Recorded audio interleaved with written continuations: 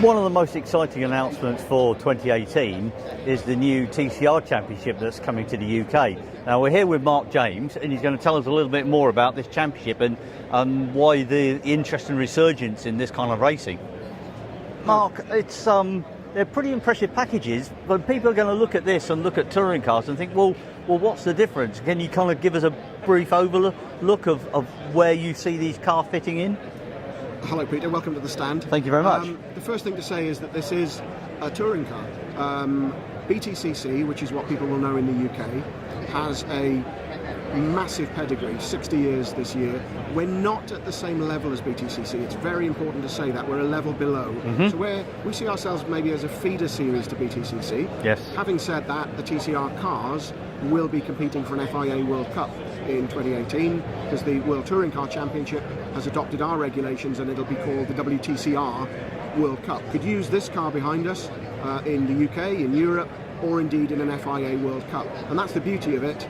The regulations are intended to make the cars cost effective, making the balance of performance system means that they're very close racing, but also from a business point of view, you buy the car and you can run it in, we've got 30 TCR championships across the world with more to come, so you can use it in more than one championship. So you just alluded to that, the fact you buy the car, so the manufacturers are fully behind this and supply you with a car for this championships. Yes, I mean the cars like the Volkswagen, the Seat, the Audi, they're supplied by Volkswagen Motorsport or Seat Sport or Audi Sport Customer Racing. They're all built in Barcelona, actually, in Seat Sport. Yes. But then you've got independent companies like Yas in Italy, who build the Honda, or Top Run, who build the Subaru. Yes. They've had the agreement from the manufacturer to build the car. Okay. So they need that approval, if you like, that they are the sole supplier of the Honda Civic or the Subaru or whatever it is. So if you want a Honda, you have to go to Yas. So that means then they can afford to invest in the facilities to build and support the cars because they will get the return because of the number of cars they sell. So it's kind of a win-win for everybody. But the main thing about TCR is that it's cost effective, it's price capped. The most expensive car is the Audi at 130,000 euros. When I've been telling people that over the last couple of days, particularly rally people from my own background, they're saying, well, actually, that's a lot cheaper than a lot of rally cars. And I mean, being in the UK, 130 euros, so what's that about sterling then?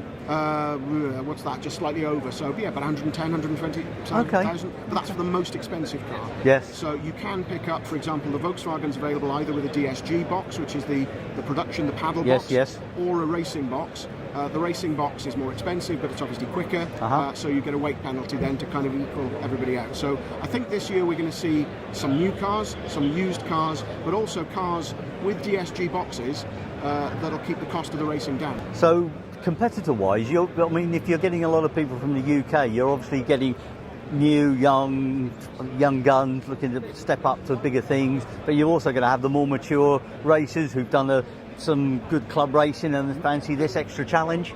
Oh, very much so. We've got everybody from the sort of the teenagers who've done well in either single-seaters or in Clios or Ginettas or whatever it is.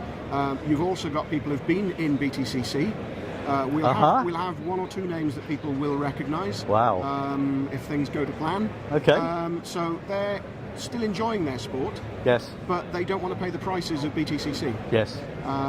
This, as I say, is between, I think, Clio and BTCC level, and it's a stepping stone, if you like. And again, with this car, if you were to buy the Volkswagen, there's nothing stopping you being at Silverstone with us one weekend, and then Belgium racing with the Benelux Series or with the European Series or even with the World Series the following weekend in exactly the same car.